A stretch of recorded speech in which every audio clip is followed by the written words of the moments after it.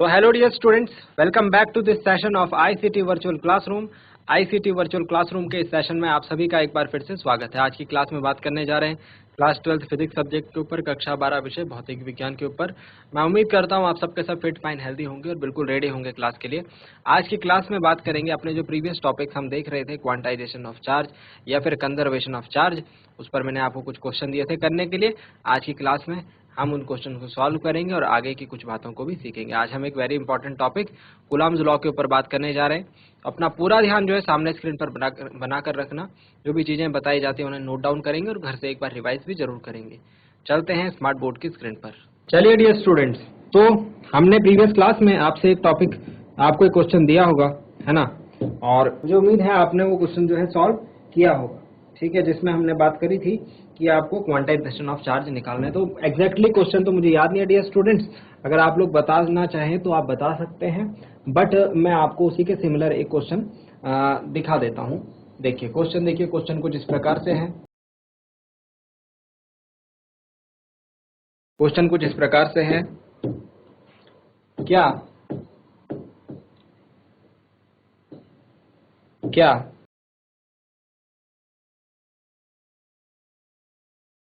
9.0 गुणा 10 की घात -17 कूलम्ब आवेश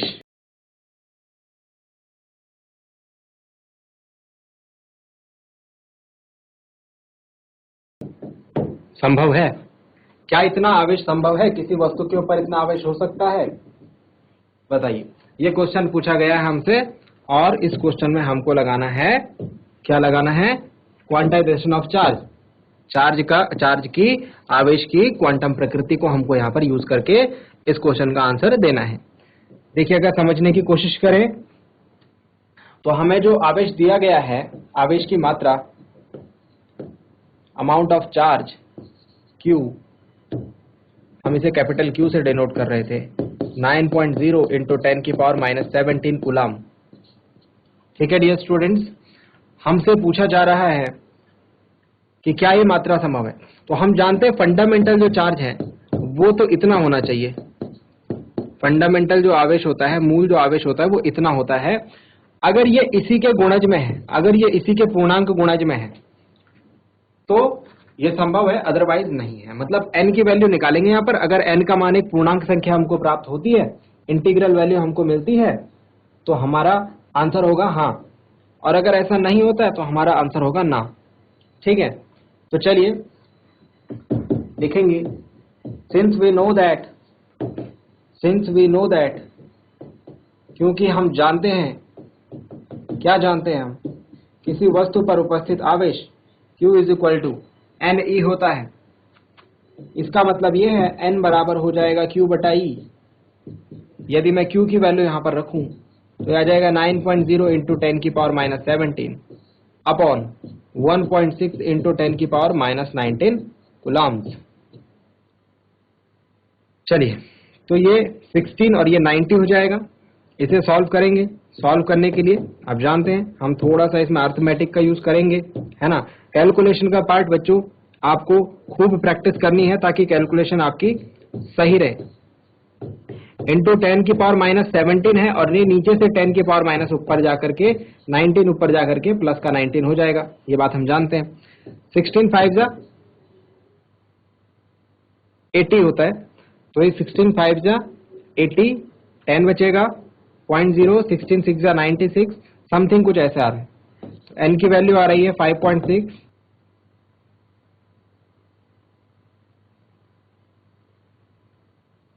5.6 समथिंग।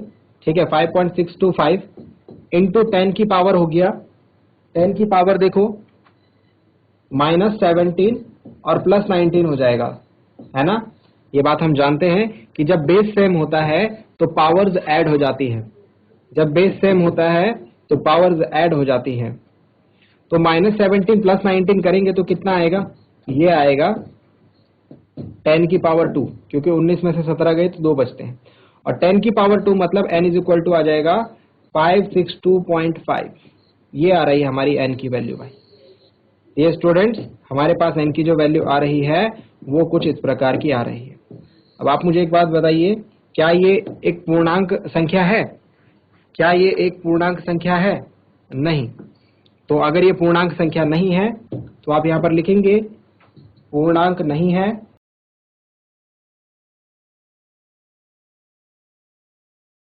मैंने कहा था अगर पूर्णांक नहीं होगा तो हमारे इस क्वेश्चन का आंसर होगा नहीं, ये आवेश संभव नहीं है। चलिए नोट डाउन करेंगे इसे। आई होप समझ में आई होगी बात। जल्दी से नोट डाउन करेंगे,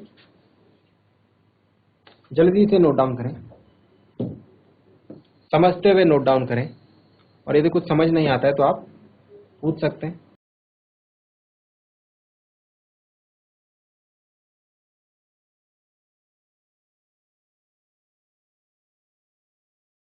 जल्दी नोट डाउन करेंगे डियर स्टूडेंट्स। चलिए प्यारे बच्चों, यहां तक आपको बातें समझ में आई होंगी। और अब तक हमने क्या सीखा? अब तक हमने काफी सारी चीजें सीखी, जिसमें अगर मेनली मैं बात करूं तो आवेश यानी इलेक्ट्रिक चार्ज के कॉन्सेप्ट को हमने काफी हद तक समझने की कोशिश करी है। मुझे उम्मीद है कि मैं आपको ये बात बताने में सफल हो पाया हूंगा कि आवेश होता क्या है ना, इसका क्या कॉन्सेप्ट है। जैसे कि हमने ये कहा था कि आवेश होता क्या है ना, और इसके अलावा इनके गुणों के ऊपर हमने बेसिकली चर्चा करी थी, ठीक है। और गुणों में से हमने ये बोला था कि जो समान प्रकृति के आवेश हैं, सजातीय आवेश है, विजातीय आवेश है, उनके बीच किस प्रकार से इंटरेक्शन होता है, आकर्षण प्रतिकर्षण जो भी चीजें होती हैं। साथ ही साथ हमने देखा था कि आवेशों का योग किस तरीके से किया जाए। हमने ये देखा था कि प्रत्येक आवेश जो है किसी एक निकाय पर जो कुल आवेश होता है वो सदैव संरक्षित रहता है, यानी आवेश का संरक्षण हमने देखा था, कंजर्वेशन ऑफ चार्ज। हमने ये बात करी थी कि आवेश की क्वांटम प्रकृति होती है जिसे हम क्वांटाइजेशन ऑफ चार्ज कहते हैं, ये भी हमने सीखा था। तो मेनली ये सारी चीजें मैं चाहता हूं आप अपने दिमाग में रखें। और इसके साथ ही साथ मैंने आपसे मास एंड चार्ज, द्रव्यमान और आवेश के बीच में आपसे कंपैरिजन करवाया था, जिसमें हमने देखा था मास और चार्ज किस हद तक एक दूसरे के समान या फिर एक दूसरे से भिन्न है। बात समझ में आई? इसके बाद हम आते हैं एक नेक्स्ट टॉपिक पे डियर स्टूडेंट्स, जो कि इस चैप्टर का one of the most important topic है, जिसे हम जानते हैं कूलाम के नियम के नाम से। तो हेडिंग पुटअप करेंगे,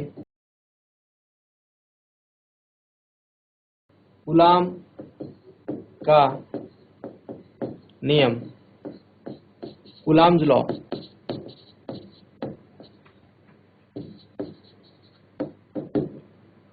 कूलाम का नियम, Coulomb's law. Dear students, Coulomb's law में कूलाम नाम के साइंटिस्ट ने हमें यह बताया कि जब दो आवेश एक दूसरे के पास रखे होते हैं, उनके बीच कुछ दूरी होती है, तो वो एक दूसरे पर कुछ इंटरेक्शन, फोर्स ऑफ इंटरेक्शन लगाते हैं, यानी कि कुछ बल आरोपित करते हैं। ये बल आकर्षण का भी हो सकता है, प्रतिकर्षण का भी हो सकता है।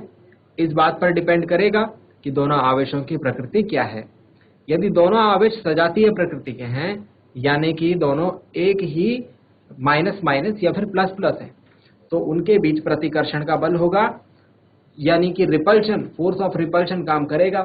और यदि दोनों आवेश जो है विजातीय प्रकृति के हैं, यानी कि अनलाइक चार्जेस हैं, तो उनके बीच में सदैव आकर्षण का बल यानी फोर्स ऑफ अट्रैक्शन काम करेगा। कूलाम के नियम में ये बात तो बताई गई, साथ ही साथ ये बात बताई गई कि इस बल का परिमाण कितना होगा, यानी कि what will be the magnitude of this force. ठीक है, इसीलिए ये बल हमारे लिए काफी इंपॉर्टेंट हो जाता है। इंपॉर्टेंट इसलिए भी हो जाता है क्योंकि इसकी तुलना हम गुरुत्वाकर्षण के सार्वत्रिक नियम के साथ कर सकते हैं। गुरुत्वाकर्षण के सार्वत्रिक नियम और कूलाम का नियम काफी हद तक सिमिलर हैं डियर स्टूडेंट्स, काफी हद तक आपको इसमें सिमिलैरिटीज देखने को मिलती हैं। इसीलिए भी ये नियम हमारे लिए इंपॉर्टेंट होता है। पहले हम इस नियम को समझेंगे, फिर इसके गुरुत्वाकर्षण के सार्वत्रिक नियम के साथ तुलना करेंगे। ठीक है, तो कूलाम के नियम को समझते हैं। कूलाम के नियम में हम जिन जिन बातों का ध्यान रखेंगे वो है सबसे पहली बिंदु आवेश। बिंदु आवेश, पॉइंट चार्ज। अब पॉइंट चार्ज क्या होता है? पॉइंट चार्ज एक चार्ज ही होगा। पॉइंट चार्ज क्या होगा? एक चार्ज ही होगा, बस वो एक बहुत छोटे से एरिया में होगा, फैला हुआ नहीं होगा। क्या होगा? फैला हुआ नहीं होगा, वहां पर ये नियम काम नहीं करेगा। पॉइंट चार्ज होना चाहिए। पॉइंट चार्ज मतलब एक छोटे से बिंदु में इसको उपस्थित रहना है, ठीक है। और ऐसे कितने आवेश होने चाहिए? दो आवेश। भाई इंटरएक्शन के लिए अगर आवेशों के बीच बल लग रहा है तो कम से कम दो आवेश तो होने चाहिए। पता लगना तो चाहिए कि दोनों दो आवेश के बीच में बल लग रहा है नहीं लग रहा है। अकेले आवेश से कैसे पता लगा पाएंगे आप, है ना? तो क्वेश्चन के अकॉर्डिंग दो बिंदु आवेश हम लेते हैं नियम के अकॉर्डिंग, ठीक है। दो बिंदु आवेश लेते हैं और इन्हें हम कुछ डिस्टेंस पर रखते हैं। इन्हें हम क्या करते हैं? कुछ डिस्टेंस पर रखते हैं। मान लेते हैं इनके बीच की जो दूरी है वो स्मॉल r है। यहां से लेकर यहां तक की जो दूरी है वो सपोज स्मॉल r है। और इन दोनों आवेशों का जो परिमाण है, इन दोनों आवेशों का जो परिमाण है वो क्रमशः Q1 एवं Q2 है। Q1 एवं Q2 है। तो इस नियम के अनुसार क्या कहा गया है? यह नियम दो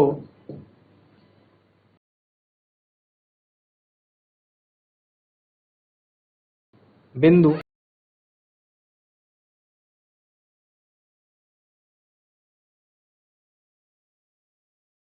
आवेशों के बीच लगने वाले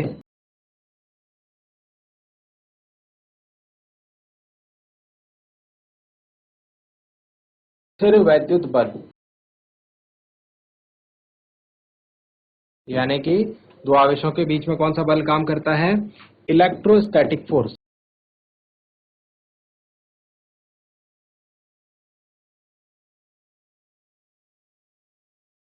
के परिमाण की जानकारी देता है। परिमाण और दिशा दोनों की बात कर लेंगे हम यहाँ पर, की जानकारी देता है।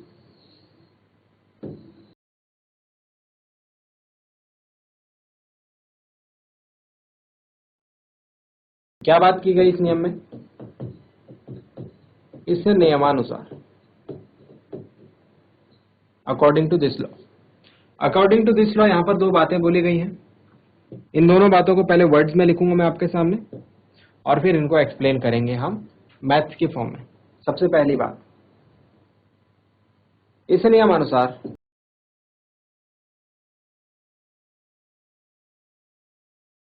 दो बिंदु आवेशों के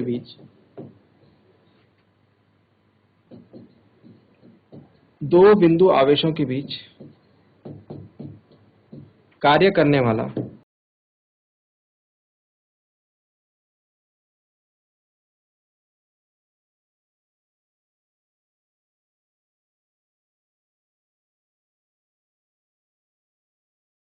स्थिर वैद्युत बल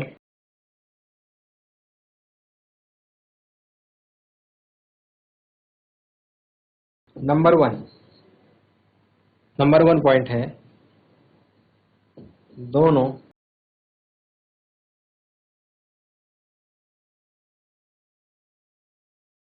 आवेशों के परिमाण के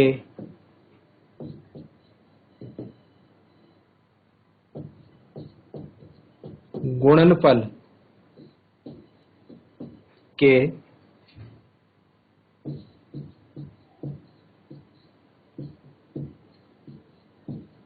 अनुक्रमानुपाती होता है। अनुक्रमानुपाती होता है।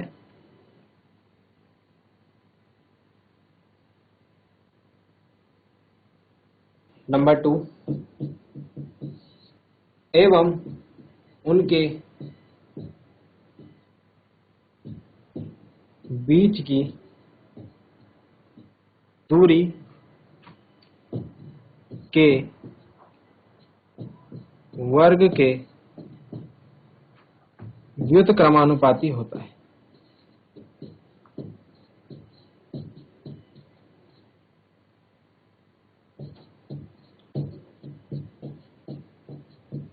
उनके बीच की दूरी के वर्ग के व्युत्क्रमानुपाती होता है। जल्दी से इस चीज को नोट डाउन करेंगे, फिर आगे की चीजों को नेक्स्ट पेज पर समझेंगे।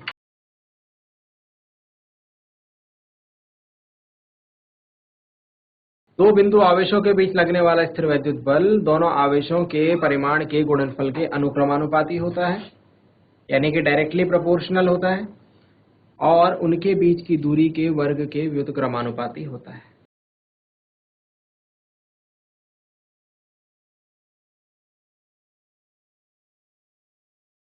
चलिए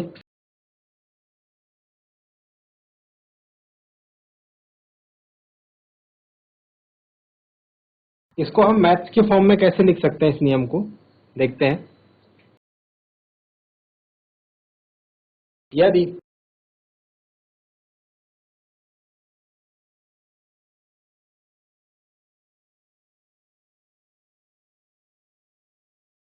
दो, या फिर माना लिख लेते हैं, माना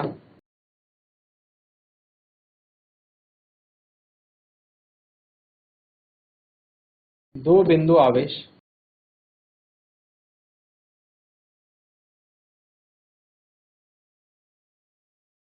कॉमा जिनके परिमाण क्रमशः Q1 व Q2 हैं, कॉमा दो बिंदु आवेश हैं जिनके परिमाण क्रमशः Q1 व Q2 हैं, एक दूसरे से R दूरी पर स्थित हैं।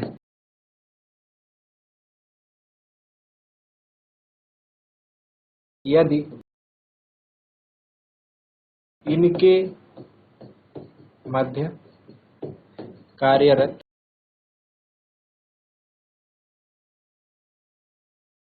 बल या फिर स्थिर वैद्युत बल इलेक्ट्रोस्टैटिक फोर्स F है, तो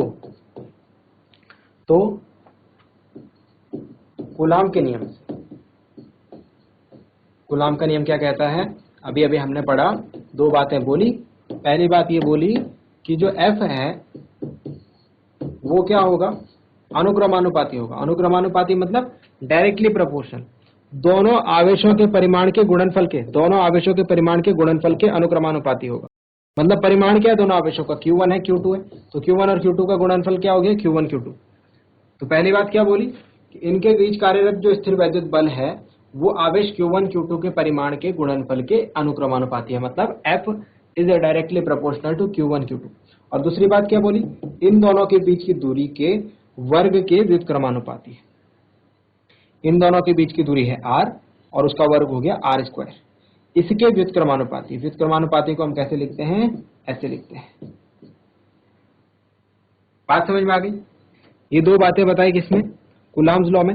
देखिए बात करेंगे, आपको एक बात बताऊंगा, ये जो है एक्सपेरिमेंटल लॉ है, एक्सपेरिमेंटल लॉ, प्रयोगों द्वारा इसको सत्यापित किया गया है, ठीक है, और एक्सपेरिमेंट के थ्रू इसको प्रूफ किया गया है। तो जो बातें इसमें बोली गई वो हमें माननी है, जो बातें इसमें बोली गई वो हमें माननी है, ठीक है, ऐसा ही होगा, क्योंकि ये एक्सपेरिमेंट के बेसिस पर ये बात बोली गई है और एक्सपेरिमेंटली प्रूफ है लॉ। यदि मैं समीकरण 1 और समीकरण 2 दोनों को मिला दूं, यदि मैं क्या करूं, समीकरण 1 और समीकरण 2 दोनों को मिला दूं, देखो जरा क्या बनता है।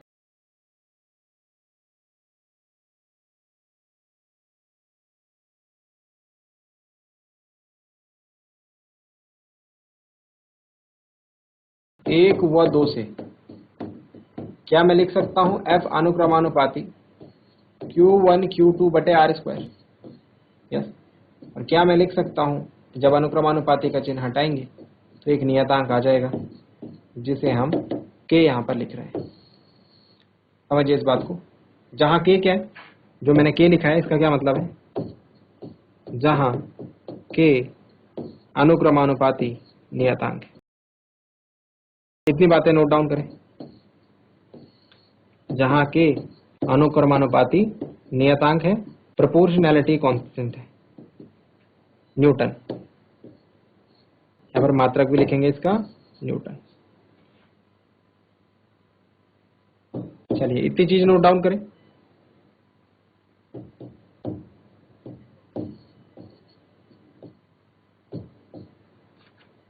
इतनी चीज नोट डाउन करेंगे।